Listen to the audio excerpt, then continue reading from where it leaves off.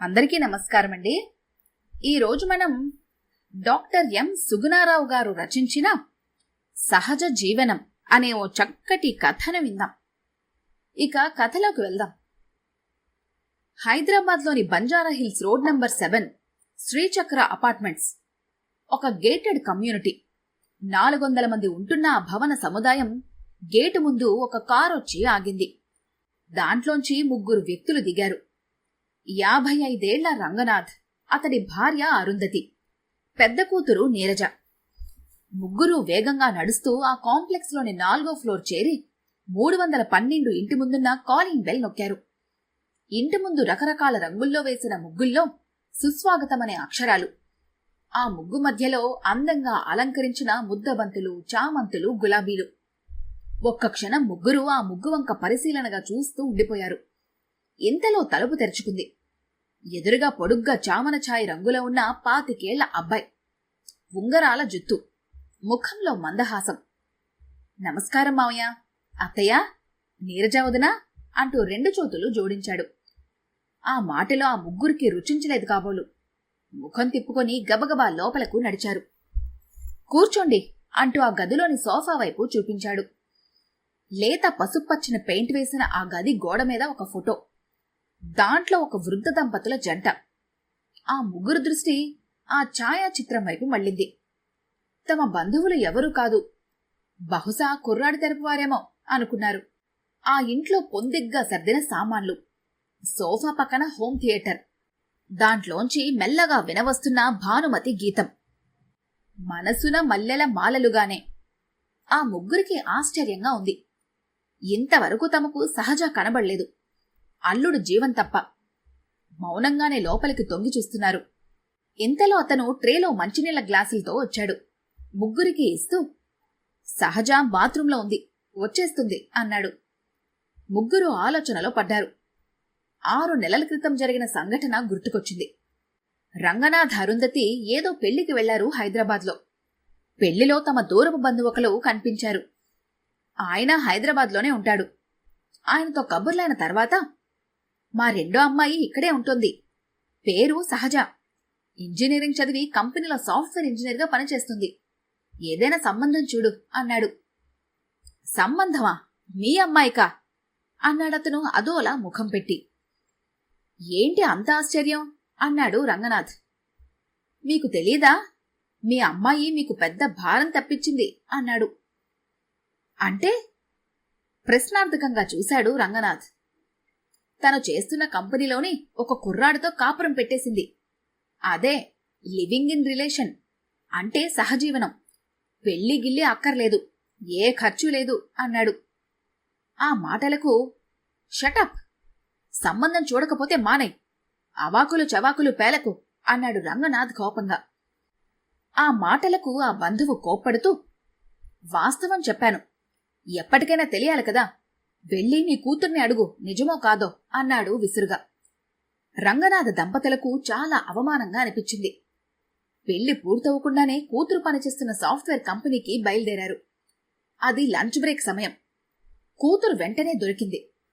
5 మాత్రమే పట్టే ఆ గది చాలా చల్లగా ఉంది. ఆ ఏసీ గదిలోనూ ఆ దంపతులిద్దరికీ చెమటలు పట్టాయి, కూతురి నోట్లోంచి ఏం మాటలు వస్తాయోనని. 1 నిమిషం తర్వాత అరుంధతి నోరు విప్పింది. మా పరువు తీసావు, ఇది నిజమా? ఎవరో అబ్బాయితో సహజీవనం చేస్తున్నావట అంది కోపంగా. నేనిలా చేయడానికి కారణం మన ఇంటి పరిస్థితి అంది. ఇద్దరూ ఆమె వంక తెల్లబోయి చూశారు. ఆమె చెప్పడం మొదలుపెట్టింది. నేను చిన్నప్పటినుంచి చూస్తున్నాను. అమ్మ 24 గంటలు వంటగదిలోనే అతుక్కుపోయి కనిపించేది. మేం సహాయం చేస్తామన్నా అక్కని నన్ను, ఎందుకు, మీరు చదువుకోండి అనేది. నాన్నగారికి ఆఫీస్కి వెళ్లటం రావటం, ఇంట్లో కూర్చొని పేపర్ చదువుకోవటం అదే పని. కాఫీ కప్పు దగ్గర్నుంచి స్నానం చేయడానికి వేడినీళ్లు ఆయన చేతికి అందించాలి. సెలవులొస్తే స్నేహితులతో షికార్లు, సినిమాలు. ఎప్పుడైనా అమ్మకు ఒక కప్పు కాఫీ కల్పించారా? వంటలో సహాయం చేస్తాను అన్నారా? ఆవిడకు స్నేహితులున్నారని, మంచి అభిరుచులున్నాయని ఎప్పుడైనా గుర్తించారా? అమ్మ ఎంత మంచి సింగరు, కాలేజీలో ఎన్ని బహుమతులొచ్చాయో, భానుమతి గీతాలు ఎంత బాగా పాడుతుందో. అదంతా గతం. పెళ్ళైన తర్వాత ఎప్పుడైనా గొంతు విప్పిందా? ఒక్కనాడైనా తనకిష్టమైన పాటలు పాడుకుందా? ఇదంతా ఎందుకు చెప్తున్నానంటే, నాన్న నాకు సంబంధం తెస్తే తనలాంటి పురుషాధిక్యత ఉన్నవాడికే తీసుకొస్తారు. అందుకే నా అలవాట్లు అభిరుచులను గౌరవించేవాడిని ఎన్నుకున్నాను. పైగా అతను మంచి గాయకుడు, నాకులాగానే. మా జీవితం పాటలా సాగిపోతుంది అంది సహజ. నువ్వు ఇంత ఇష్టపడ్డాక అతన్నిచ్చి మేం పెళ్లి చేస్తాం కదా, మరి ఏమిటి బరితెగించే సహజీవనం అంది అరుంధతి కోపంగా. ఇంకో ముఖ్య విషయం, అక్కకు మీరు అలానే పెళ్లి చేశారు. ఏమైందా కాపురం అంది. ఛ, అందరివి ఎందుకలా అవుతాయి? దాని గ్రహస్థితి బాగుండలేదు. అయినా పెళ్లికి ముందే అలాంటి విషయాలు తెలుసుకోలేం కదా అంది అరుంధతి. ఎందుకు తెలుసుకోలేము? డాక్టర్లు లేరా? పెళ్లి కొడుకు సంసారానికి పనికొస్తాడో రాడో తెలుసుకోవచ్చు అంది సహజ. ఛ, మరీ సిగ్గు లేకుండా మాట్లాడుతున్నావు. నీతో మాటలేంటి అంటూ అరుంధతి భర్తతో అక్కడ్నుంచి కదిలింది. ఇది జరిగి 6 నెలలైంది. ఇప్పుడు కూతురి కాపురం చూడటానికొచ్చారు భయపడుతూనే. అయితే తాము ఊహించిన దానికి వ్యతిరేకంగా ఉండటంతో వాళ్లకు ఆశ్చర్యంగా ఉంది. ఇంతలో కూతురు గబగబా వచ్చింది ట్రేలో కాఫీ కప్పులతో. అమ్మా, ప్రయాణం బాగా జరిగిందా అంది. కూతుర్ని చూసి ఆశ్చర్యపోయారు. ఎప్పుడూ చుడీదారు పైజామాలో లేదా జీన్సు టీషర్ట్లో కనిపించే కూతురు పట్టుచీరలో ఉంది. ముఖాన బొట్టు, తలలో పువ్వులు. జీవన్ అంటూ పిలిచింది. అతనొచ్చాడు. ఇద్దరూ తల్లిదండ్రులకు నమస్కరించారు. కూతురి మెడలో మంగళసూత్రాలు చూసి మరింత విస్మయం వారి కళ్లల్లో. వారింకా ఆశ్చర్యం నుండి తేరుకోకుండానే ఆ హోమ్ థియేటర్ ముందు బొమ్మ ప్రత్యక్షమైంది. సహజ, జీవన్ ఇద్దరూ గుళ్ళో పెళ్లి చేసుకుంటున్న వీడియో దృశ్యం. ఆ తర్వాత ఇద్దరూ రిజిస్టర్ ఆఫీసులో సంతకాలు పెడుతున్న దృశ్యం. ఆ తర్వాత మరికొన్ని దృశ్యాలు. ఇద్దరూ ఊటీ, కొడైకనాల్, కాశ్మీర్లలో రకరకాల ప్రదేశాల్లో తీసుకున్న వీడియో ఫోటోలు. వారంతా కూతురి వంక నోరు తెరుచుకొని ఉండిపోయారు. ఇక ఉండబట్టలేక అంది అరుంధతి. అమ్మా, చాలా సంతోషం. నువ్వు పెళ్లి చేసుకున్నావు. ఏదో సహజీవనమని భయపడ్డాం అంది. అవును, సహజీవనంతో మా జీవితాన్ని మొదలుపెట్టాం. ఒక ఆది దంపతుల ఆశీర్వాదంతో సహజ జీవనంలోకి అడుగుపెట్టాము అంది సహజ. ఎవరా ఆది దంపతులు అంది ఆమె అక్క నీరజ. అదిగో ఆ గోడ మీద ఫోటోలోని వారే అంది 2 చేతులు జోడించి సహజ. వారితో మీకు ఎలా పరిచయం అంది ఆమె తల్లి ఆసక్తిగా.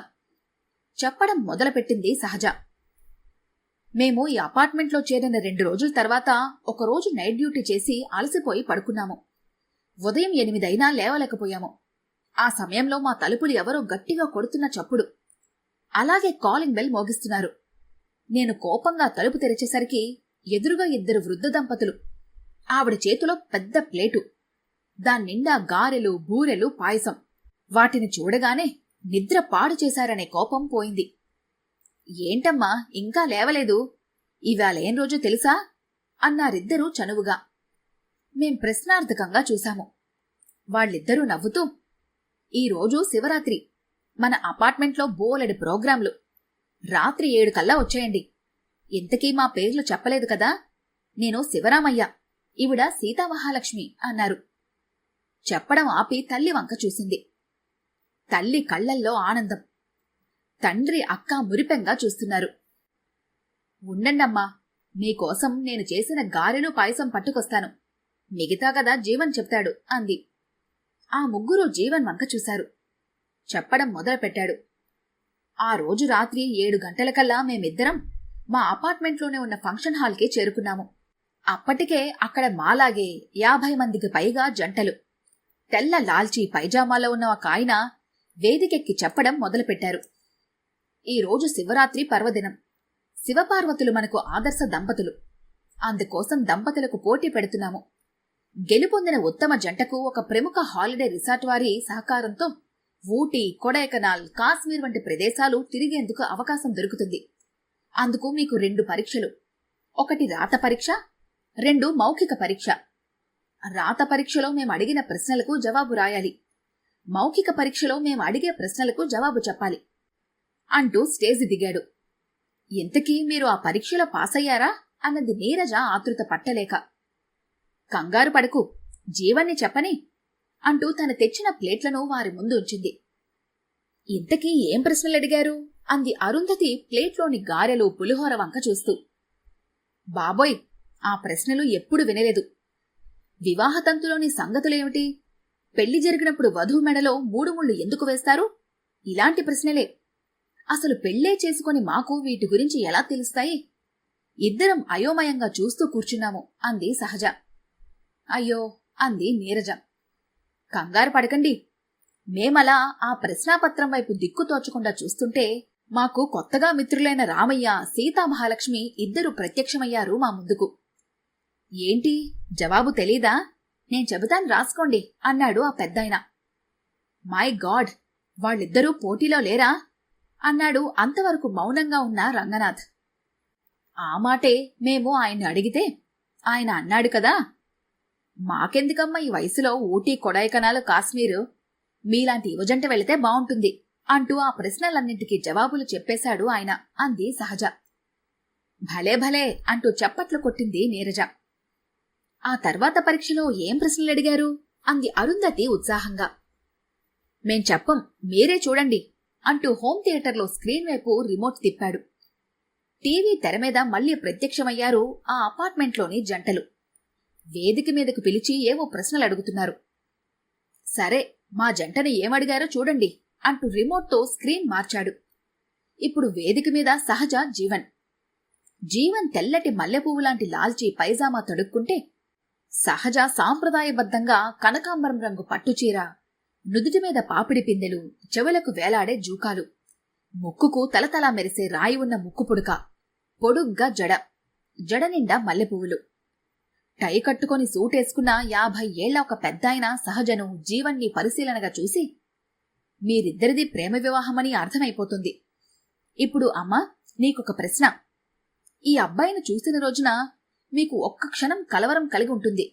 దాన్నే లవ్ ఎట్ ఫస్ట్ సైట్ అంటారు. ఆ క్షణంలో మీ భావాలు అంటూ అతను మైక్ అందించాడు. సహజ తలంచుకొని ఒక్క క్షణం ముఖంలో సిగ్గు దొంతరలు.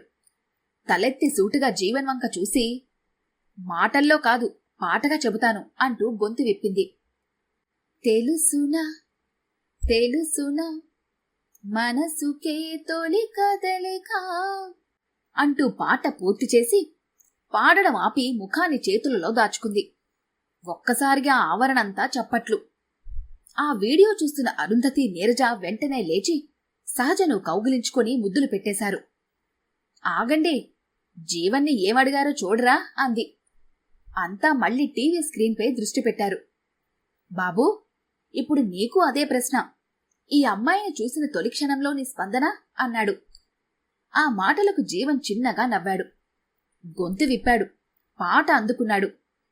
నేను నువ్వంటూ వేరే ఉన్నా అంటూ పాట ముగించాడు. మళ్లీ ఆ ఆవరణ చప్పట్లతో మారుమ్రోగింది. ఆ ముగ్గురు ఒక్కసారిగా నించొని చప్పట్లు కొట్టేశారు. టీవీలో బొమ్మ ఆగిపోయింది. అర్థమైపోయింది. ఉత్తమ జంటగా మీకే బహుమతి వచ్చిందన్నమాట అంది అరుంధతి ఆనందంగా. అవును, మాకు ఊటీ, కొడైకెనాల్, కాశ్మీర్ వెళ్లటానికి ప్రయాణపు ఖర్చులు, ఇంకా నగరాలలో ఉండటానికి వసతి, ఆ కార్యక్రమాన్ని స్పాన్సర్ చేసిన హాలిడే రిసార్ట్ వారు భరించారు. అయితే మాలో ఒక గిల్టీ ఫీలింగ్. చెప్పడం ఆపి జీవన్ వంక చూసింది. అతను చెప్పడం కొనసాగించాడు. అవును, ఇద్దరం పెళ్లితంతు లేకుండా సహజీవనం సాగిస్తున్నాము. ఆ విషయం దాచినందుకు క్షోభపడ్డాము. వెంటనే ఆ ఆది దంపతుల ముందు నిలబడ్డాము. 2 చేతులు జోడించి చెప్పాము, క్షమించండి, ఈ బహుమతి తీసుకునేందుకు మాకు అర్హత లేదు అన్నాము. వాళ్ళిద్దరూ ఆశ్చర్యంగా చూశారు. అవును, మేము పెళ్లి చేసుకోకుండానే సహజీవనం చేస్తున్నాము. మీరు చెప్పిన ప్రశ్నలకు జవాబుగా నిలుస్తాము. 3 ముళ్ల బంధంతో ముడిపడతాము. మా పెళ్లికి మీరే పెద్దలు అన్నాము చెప్పాడు జీవన్. అలా ఆది దంపతుల ఆశీర్వాదంతో గుళ్ళో పెళ్లి చేసుకున్నాము. అదీ కథ అంది చెప్పడం ముగించి సహజ.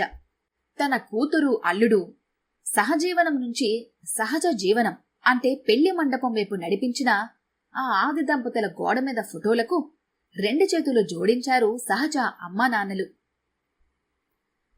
ఈ కథ కనుక మీకు నచ్చినట్లయితే లైక్ చేయండి, షేర్ చేయండి. మరిన్ని ఇంట్రెస్టింగ్ కథల కోసం మా ఛానల్ని తప్పకుండా సబ్స్క్రైబ్ చేసుకోండి.